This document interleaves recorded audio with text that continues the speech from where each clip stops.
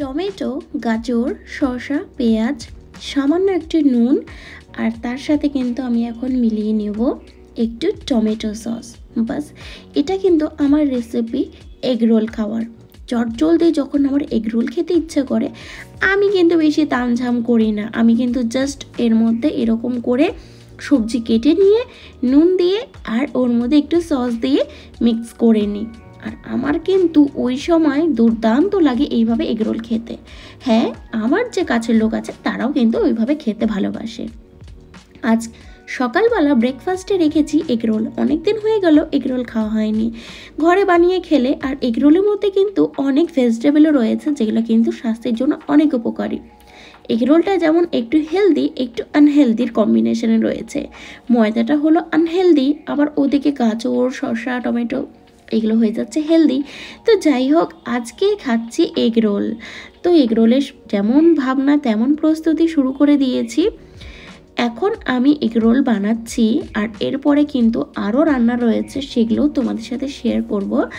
আজকের দিনটা, আজকে কিছু কাছের লোকেদের ডেকেছি, বাড়িতে ইনভাইট করেছি তাদেরকে খাওয়ার জন্যে, সেই জন্যই প্রস্তুতি, আর কিছুই না।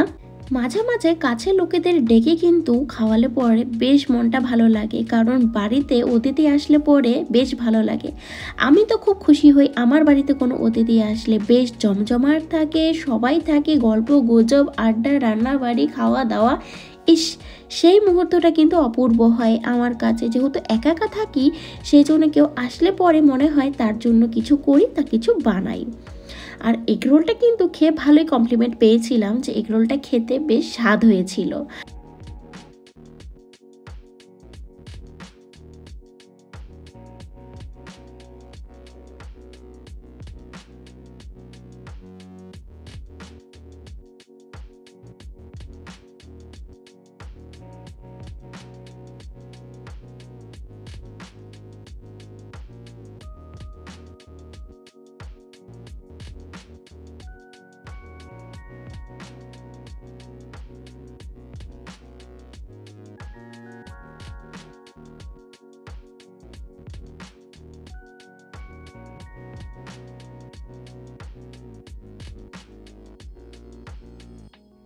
চলো, প্রথমটা বানানো হয়ে গিয়েছে, এবার দিয়ে দেওয়া যাক, তারা এনজয় করুক আর আমি ততক্ষণে বাকি এগরোলগুলো বানিয়ে নিই।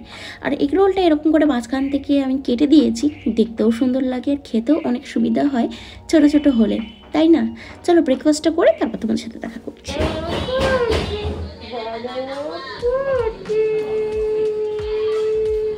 ক্যামেরা দেখে হাসে বৌদি, ক্যামেরা ফোকাস খাচ্ছে।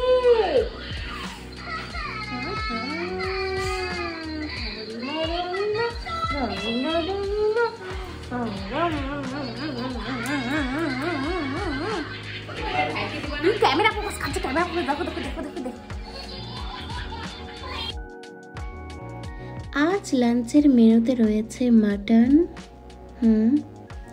তো সেটা প্রিপেয়ার করার জন্য নেমে পড়েছি আবারও ময়দানে। সমস্ত রকম মশলা আমি পিষেই নিয়ে একবারে করে, আর গুঁড়ো মশলা দিয়ে করব। মশলা বাটাবাটির তামঝামে আমি থাকি না, আমি যেভাবে মশলা বেটেও খাইও না, খুব কম রেয়ার কেসে খাই, বাট আমি বেশিরভাগ কিন্তু গুঁড়ো মশলা দিয়েই খাই। এরকম অনেকে আছে যারা গুঁড়ো মশলা পছন্দ করে না, বেটে খায়, আমার সব রকম চলে। আর বাড়িতে যে অতিথিরা এসেছে তারাও গুঁড়ো মশলা খেয়ে অভ্যস্ত রয়েছে, সেই জন্য আজ আমি গুঁড়ো মশলা দিয়ে বানাচ্ছি। নুন, হলুদ, জিরের গুঁড়ো, লঙ্কার গুঁড়ো সব কিছু দিয়ে দিয়েছি। এরপর এখানে আমি একটা সুন্দর জিনিস দেবো, যেটা হচ্ছে খাঁটি সর্ষের তেল। হ্যাঁ, মটন যদি সর্ষের তেলে না হয় সেক্ষেত্রে সেই মটনটা খেতে কিন্তু আমার ভালো লাগে না। একদম খাঁটি শ্বশুরবাড়ির থেকে আনা ঘরের তেল, সেই তেল দিয়ে ভালো করে মাংসটাকে এখন ম্যারিনেট করে রেখে দেব। মাংসটা কিন্তু চাপাবো এখন থেকে ঠিক 1 ঘন্টা পরে, আর তার জন্যে কিন্তু ভালো করে ম্যারিনেট করে রাখতে হবে সেই জন্যে। আর বড়দের কাছে শুনেছি মাংস মাখাতেই নাকি আদা সেদ্ধ হয়ে যায়, মাখাতেই নাকি টেস্ট আসে, সেই জন্য ভালো করে মেখে নিচ্ছি। আর খেতে কিন্তু স্বাদ হয়েছিল, জানো মাংসটা নিজে বানিয়েছে বলে বলছি না, কিন্তু হ্যাঁ এরকম কোনো কোনো সময় হয় যে খুব ভালো হয়ে যায় না কোনো রেসিপি, সেই রকম। তো মাংসটা ম্যারিনেট করে নিয়েছি, আর এদিকে লেগে গিয়েছে আমার পুত্রের খিদে। তো তাকে বিস্কুটের প্যাকেটটা দিয়ে দিলাম। আর এদিকে দেখো আমার কুট্টি বুইটি কি করছে। কি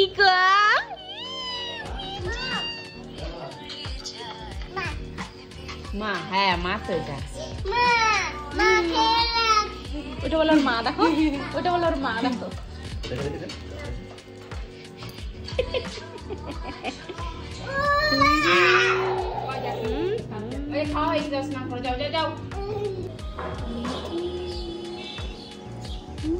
ক্যামেরা দিকে ক্যামেরা কি হয়ে গেছে বলো, জিজ্ঞেস করো দর্শককে, বলো আমার স্কিনে কপালে ভাত চলে আসছে, বলো তোমরা একটু রেমেডি বলো। হ্যাঁ তুমি বলো, তুমি বলো টিকি টিকি টিকি।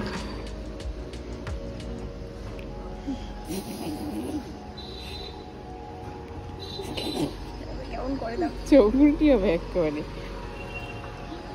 পারছো না হাতটা বের করতে, তোমার হাতটা কি করতেছে? হ্যাঁ এখন বুঝলো যে ক্যামেরা আছে মনে হয়, দেখো না মাথায় কাটছে, ক্রিমিনাল হয়েছে ও, এরকম ক্রিমিনাল হয়েছে, এই যে মাথায় দেখো নখ দিয়ে কাটছে। দুপুরে লাঞ্চ করলাম, করে নিয়ে রেডি হয়ে চলে এলাম স্টুডিওতে। সেগুলোও যদি ব্লগে নিতে যেতাম তাহলে ব্লগটা তো একদম অনেক লম্বা হয়ে যেত। স্টুডিওতে এসে আজকে ম্যাম প্র্যাকটিস করাচ্ছিল যে ব্রাইডাল হেয়ার বান, সেটাই তো কার হাত কেমন সেটাই দেখা যাচ্ছিল। আমার কিন্তু বান করা হয়ে গিয়েছিল, আর যে আমার হেয়ারটা বান করছে আমি তার হেয়ারই বান করেছিলাম। তো আর আমাদের টাইমিং ছিল যে এই টাইমিংয়ের মধ্যে কিন্তু তোমাদের হেয়ার বান করতে হবে। তো যাই হোক, ও বান করছে আর আমি ততক্ষণে শ্যুটটাও করে নিলাম তোমাদের সাথে শেয়ার করার জন্যে। আমি যে ম্যামের কাছে মানে শিখেছি সেই ম্যাম খুব ভালোভাবে আমাদেরকে শেখায়, আর আমি খুব লাকি যে এই ম্যামকে পেয়েছি। তো চলো তোমাদের সাথে একদম বাড়ি গিয়ে দেখা করছি। চলে এসেছি বাড়িতে, আর দেখতেই পারছো সামনের হেয়ারটা কেমন রয়েছে। সামনের হেয়ারটা বান করা ছিল, তবে আসার সময় খুলে এসেছিলাম, কিন্তু পেছনের পাফটা খুলিনি। ওটা খুব সুন্দর হয়েছিল, দেখতেও ভালো লাগছে বেশ। এরকম করে কিন্তু কার্ল করে দিলে কিন্তু একটা হেয়ার স্টাইলও কিন্তু হয়ে যায়। বাট এটার ভেতরে যে কি রয়েছে সেটা একমাত্র আমিই জানছি এই মুহূর্তে। আর এটা ঠিক করতে যে আমাকে কত মাসুল দিতে হবে সেটা একমাত্র আমি জানছি। তো তোমাদের সাথে সেটাই তো দেখাবো আমি, তার জন্য তো ক্যামেরাটা অন করেছি তোমাদের সাথে। বলো, দেখতেই পারছো, ওরে বাবা গো, একদম চিড়িয়াকা ঘোষলা হয়ে গিয়েছে। আমি নিজে থেকে নিজেই হাসছি, কি অবস্থা ছিল আমার চুলের ওই মুহূর্তে। আরে বাবা, পুরো একদম আমি চিরুনি করতে পারছিলাম না, জানো প্রচণ্ড পেন লাগছিল। আর এত টেনে টেনে হেয়ার বান করা হয়েছে না, সত্যি যখন ব্রাইডরা এই হেয়ার স্টাইলটা করে তারপর যে তাদের কি সিচুয়েশন হয় একমাত্র তারাই জানে। তো মাথার মধ্যে ভালো করে তেল দিয়ে নেব, এখন তেল দিয়ে তারপর মাথাটা ছাড়াতে হবে, এমনি তো পসিবল না। দেখতে নিজেকে খুব হাসি পাচ্ছিল, একটু পিকোলিয়ান টাইপের লাগছিল এরকম করে হেয়ার স্টাইলে। প্রথমে হেয়ার স্টাইল অনেক সুন্দর লাগছিল, কিন্তু এখন ছাড়ার পর কেমন লাগছে। তো আমি খাঁটি সর্ষের তেল নিয়ে নিচ্ছি, ভালো করে চুপচুপা করে মাথায় লাগিয়ে নেব। লাগিয়ে নিয়ে তোমরা কিন্তু এরকম করতে পারো। এরকম হেয়ার বান করার পর কাঙ্গি করতে কিন্তু খুব অসুবিধা হয়। আমার ভেতরে কিন্তু খুব কান্না পাচ্ছে, যেহেতু খুবই মাথার মধ্যে টান লেগেছে, অনেক চুল ছিঁড়েছে, অনেক কিছু হয়ে গিয়েছে। একটা মেয়ের কাছে যতটুকুই মাথায় চুল থাকুক না কেন সেটা কিন্তু অমূল্য সম্পদ হয়। তো আমার কাছেও সেরকম একটা অবস্থা। অনেক কষ্ট করে তেলটা লাগাচ্ছি আর অনেক কষ্ট করে জ্বরটা ছাড়াবো। তো সারাদিনের ব্লগটা তোমাদের কেমন লাগলো কমেন্ট করে জানিও। আজকের ব্লগটা ভিডিওটা ভালো লেগে থাকলে চ্যানেলটাকে করে দিও সাবস্ক্রাইব, লাইক, শেয়ার। তোমাদের সাথে আমি দেখা করব আরও একটি নতুন ব্লগে। ততক্ষণের জন্য সবাই সুস্থ থেকো, ভালো থেকো। আজকের ব্লগটা আমি এখানেই শেষ করছি, আর খুব প্রাণে প্রাণে চেষ্টা করছি যে নিজের চুলটাকে কি করে ঠিক করা যায়, কি করে লাইনে আনা যায়। অবশ্যই হবে, তবে চেষ্টার প্রয়োজন আছে, আর সেই চেষ্টাটা করাটাই বিশাল। কারণ আমার হেয়ারের যে স্কাল্প রয়েছে ভীষণ পরিমাণে ব্যথা হয়ে গিয়েছে হেয়ার বানে। তো সবাইকে জানাই বাই বাই।